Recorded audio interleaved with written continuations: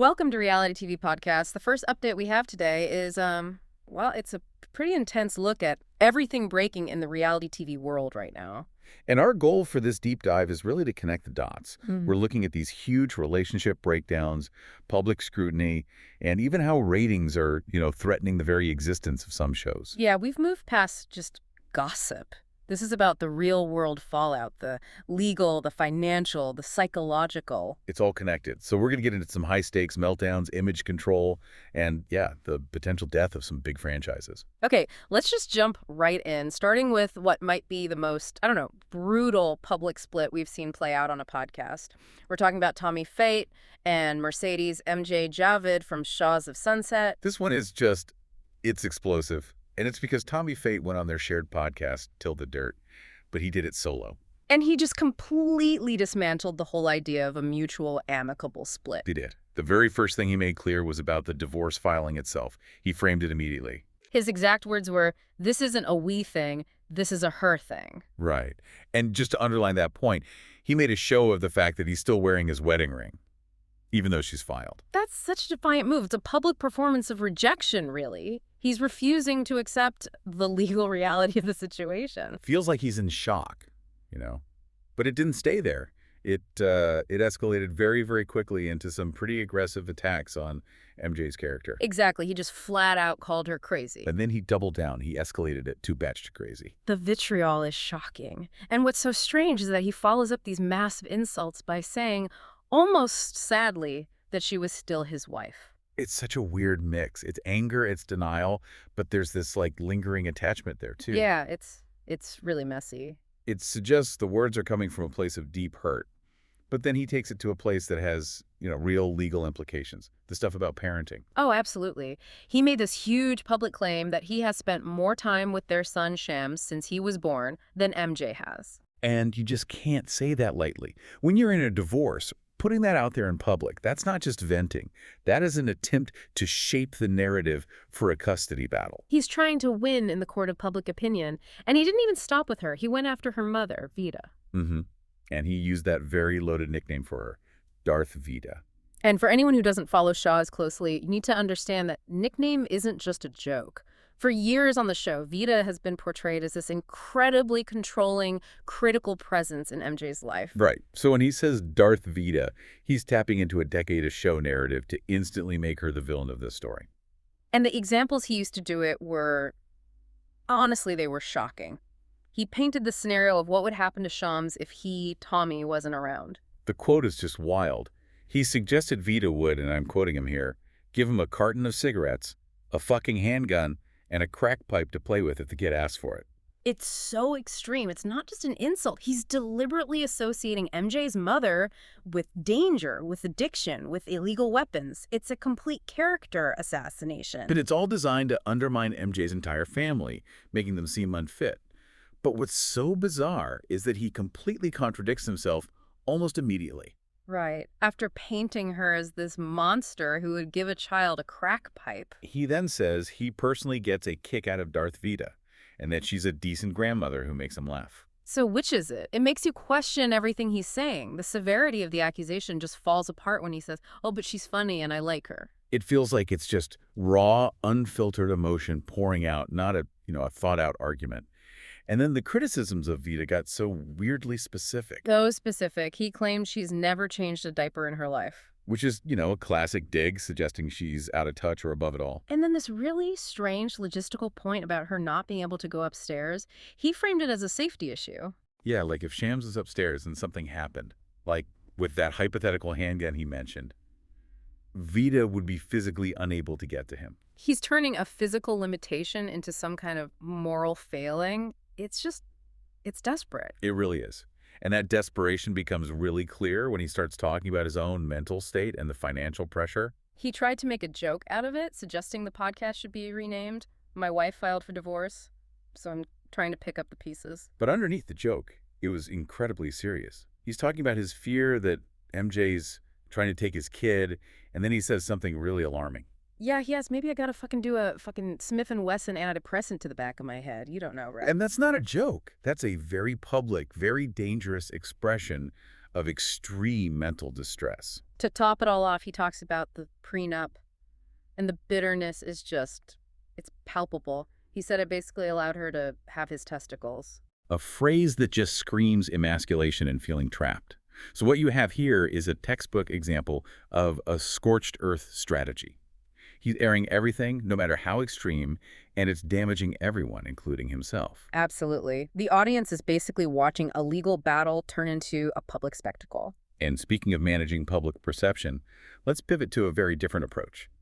We're looking at Kyle Cook and Amanda Batula from Summer House. Right, this is a totally different playbook. This is less about public attacks and more about rapid response rumor control. The whole thing blew up because of a clip in the season 10 preview. Yeah. Amanda makes this accusation that Kyle came home at 6:30 in the morning. And the key detail, the one that set everything on fire, was that he supposedly fell asleep at a fan's apartment. That phrase, fan's apartment, is just designed for maximum drama. It implies infidelity, or at the very least, something really inappropriate. So Kyle had to jump on that immediately. He went into full damage control mode with People magazine. And he was very specific. He denied the fan's apartment part, saying it was actually an after-party that Amanda chose not to go to. He laid out the whole timeline. There was an event, then a bar, then the after party. His excuse for being out so late was that he doesn't use stimulants to stay awake. Right, so he just simply fell asleep on a couch. He admits it was late, he admits he regrets the time, but he's adamant that's all that happened. It's such a calculated move. You admit to the lesser offense, staying out too late, to completely shut down the more explosive rumor about sleeping with a fan. Textbook PR. But even with that, the separation rumors were already out there. A fan account, Socially Pankles, pointed out that Amanda wasn't wearing her wedding ring in some photos. And in the reality TV world, a missing ring is like a public declaration of war. It is. Yeah. So Kyle had to address that head on, too. He was definitive, saying they are very much still together. He even pointed out that all her stuff is still in their apartment. And they lean into this idea that their relationship isn't perfect, and that's why people are always speculating. Which is their whole strategy, right? They've built their brand on being the messy but real couple. So they acknowledge the dysfunction to seem relatable, but they have to aggressively deny any talk of an actual split to protect the brand. It's a very modern way of handling a public marriage. It is. So let's transition from managing those external rumors to the deep internal conflicts happening over on The Real Housewives of Beverly Hills. Kyle Richards is in the middle of it all. Yeah, she's navigating crises on multiple fronts. The first big one is her friendship with Dorit Kemsley. Kyle came right out and said the friendship is strained and that they are not in a great place. And she used a really powerful comparison to describe how bad it is.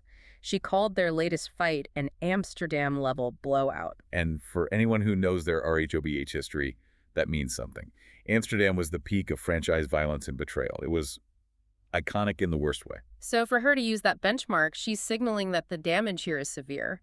What's interesting, though, is her theory about why it's happening. Yeah, she has a whole hypothesis. She thinks Dorit is taking out all the stress from her own very public, very messy divorce from PK Kemsley on her. That Kyle is the safe target for all of Dorit's anger and frustration. It's a classic psychological concept, right? Yeah. Displacement. You can't yell at your ex or the situation, so you yell at your friend.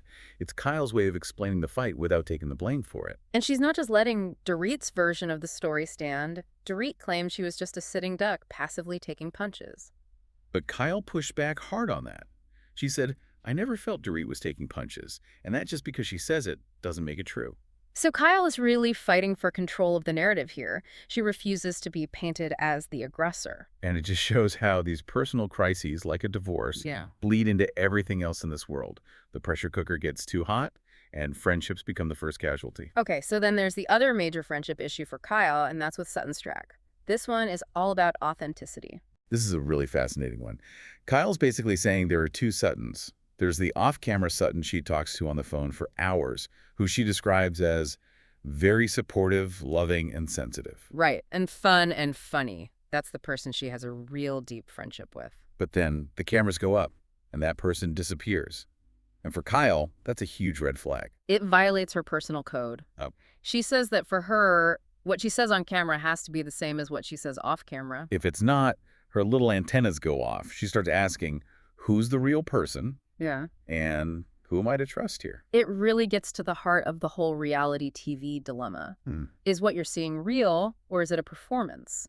Kyle is accusing Sutton of performing a character for the show. And for a veteran like Kyle, who has been on TV for over a decade, that kind of inconsistency is seen as a betrayal. It's not just being a bad friend, it's being a bad coworker, in a way. So while she's dealing with all that, a new person enters the group in a really unusual way, Amanda Francis. This story is so strange. Amanda Francis is coming onto the show because she bought Kyle's old house in Bel Air. The house that was basically a character on the show for years. And that's what caused the problem. Amanda started getting harassed by fans online. Yeah, Kyle said people felt this weird affection for the house and were angry that Amanda was renovating it. Amanda had to post a story online begging people to leave me alone. So Kyle's first real interaction with her was to publicly defend her. She basically took Amanda under my wing. She confirmed Amanda had a very bumpy entry and that there was a lot of clashing right out of the gate, which, is pretty standard for a newbie. But the entry point is just so bizarre. It's a whole new level of fan investment where they feel ownership over the cast's real estate. It's truly wild. Now, of course, the biggest relationship drama for Kyle is her own separation from Mauricio Umansky. And a new clip shows them finally talking about his very public dating life. And this gave us the term that is going to define this entire saga, the hoe era. That's right. In the clip, Kyle confronts Mauricio about the latest tabloid photos of him with other women. And he admits their own daughters are the ones teasing him about it. He says the girls told him he's in his hoe stage. And Kyle just agrees. She says, well, you are in your hoe era. The shoe fits. It's this moment of dark humor, or maybe just resignation. They're acknowledging how much of a public spectacle it's all become. But the key difference is how they're each handling it. Kyle says she's also been on dates, but she's being private and discreet, unlike Mao. And her reason is all about their kids. She says she doesn't want them to see it, and she doesn't feel the need to parade around, showing it off to everyone. She's drawing a very clear line in the sand. She's implying his behavior is attention-seeking and disrespectful to the family, while her approach is about protecting the children. It's the protecting the brand versus the guy who is maybe enjoying his newfound freedom a little too publicly. And that idea of public image is a perfect transition. Let's talk about the pressure on reality stars, starting with the health speculation around Gina Kirschenheiter. We should say we call her Bedor. This all started with photos of her at BravoCon. Yeah, the photos showed she lost a significant amount of weight, and fans immediately jumped to one conclusion: Ozempic. The comments were all over the place. Some people were begging her not to lose any more weight. Others were saying she was much prettier before. It was intense. And really specific, someone commented on her head size compared to her body. It shows how viewers are now trained to look for the supposed physical signs of these drugs. And you can't talk about this without bringing up her co-star, Emily Simpson, who has already talked about using it. Right. Emily publicly admitted she used Ozempic as a great kickstart to lose a few pounds. She gave it context. She said it helped her stop bad habits, like grazing at night or finishing her kids' food. So she framed it as a tool. But she also said she stopped taking it because it made her feel lethargic. She said she just had no energy, which is a huge problem when you're filming a show and raising 3 kids. So Bedor is dealing with all this speculation in a context where her own friend has already legitimized the drug's use on their show. The pressure must be immense. It's nonstop. The aesthetic standards in the housewives world are constantly changing, and right now, any weight loss is immediately scrutinized. Okay, from physical image to home decor image. Let's talk about Bethenny Frankel and the massive backlash to her new house. So her new Florida home was featured in Architectural Digest, which you'd think would be a huge honor. But the fan reaction was not good. Not good is an understatement. People hated it. The descriptions were brutal. They called it ugly, a home goods slop abomination. Someone asked if it was an April Fool's joke. There was this huge gap between what people expect from an AD feature and what they saw. They got really specific, too. They made fun of a $1,000 marble wastebasket, the sheepskin fur on the counter stools. Yeah, who puts fur on kitchen chairs?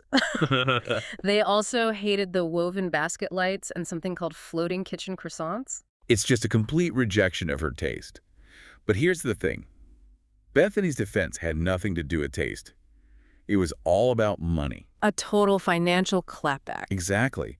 She started by reminding everyone of her credentials as a real estate investor, saying she's made $12 million in profits recently. She basically said, I know what I'm doing. And then she broke down the numbers on this specific house. She bought it for $4.2 million, which was a $1 million discount because it was a foreclosure. Already a smart move. She says it's already worth over $6 million, and she expects to sell it in 3 years for around $7 million. So that's almost a $3 million profit. That's the plan.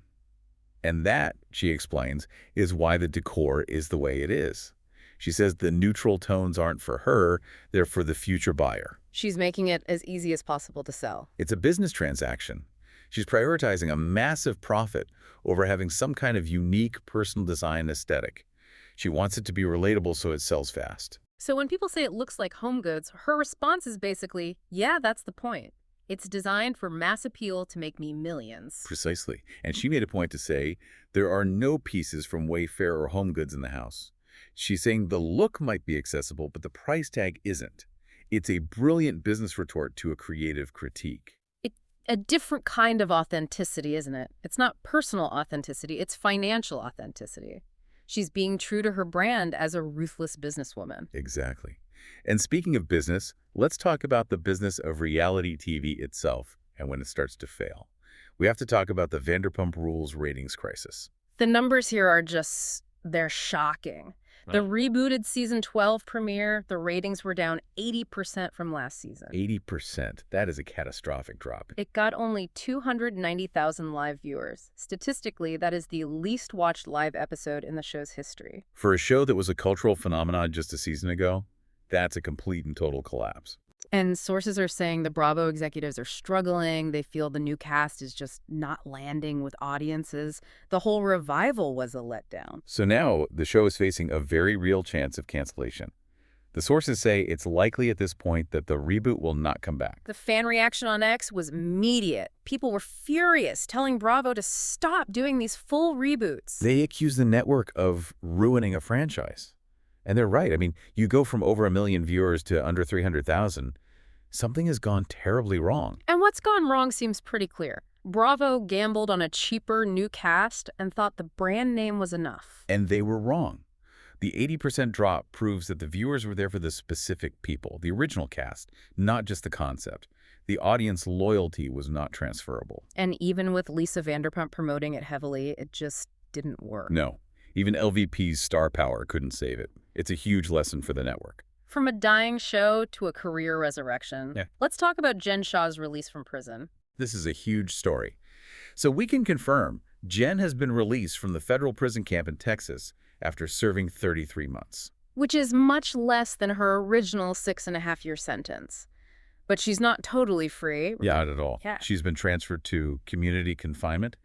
That means she's either on home confinement or in a halfway house, and she's being very closely monitored. Her manager says she's in a positive, hopeful place mentally and has experienced real growth. And she's apparently committed to paying back the $6.5 million in restitution she owes for the telemarketing scheme. But the terms of her release are really strict. She's got 5 years of supervision. And this is the most important part.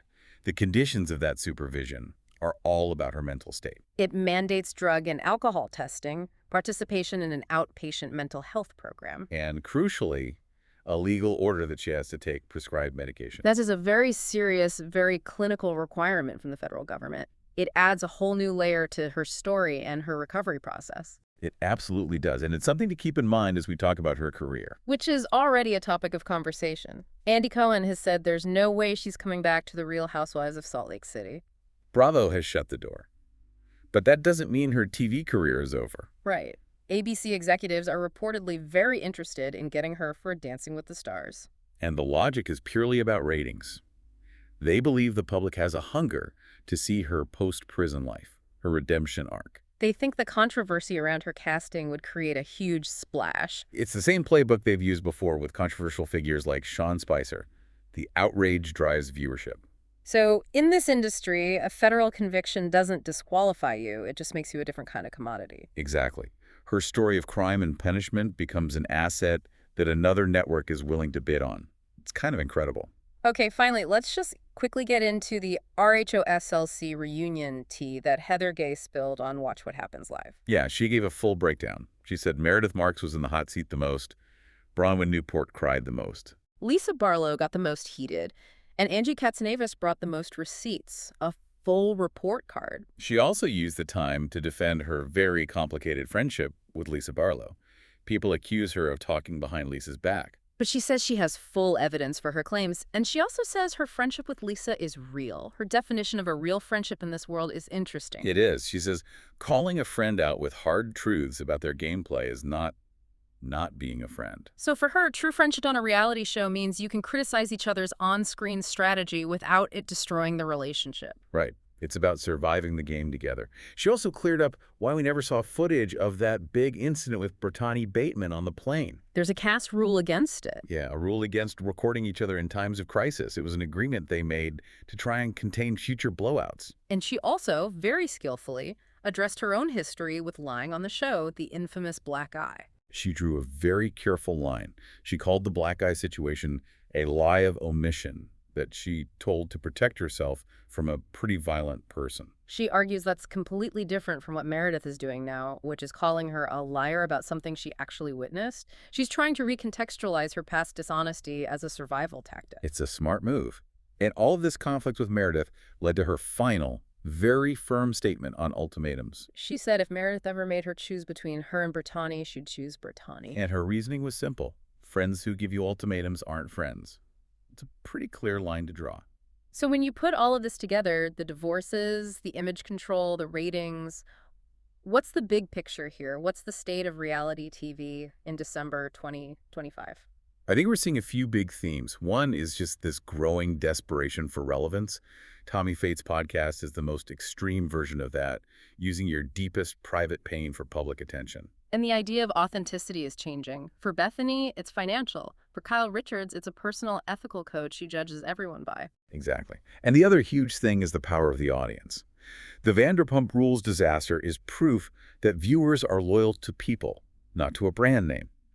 And if a network forgets that, the consequences are immediate and severe.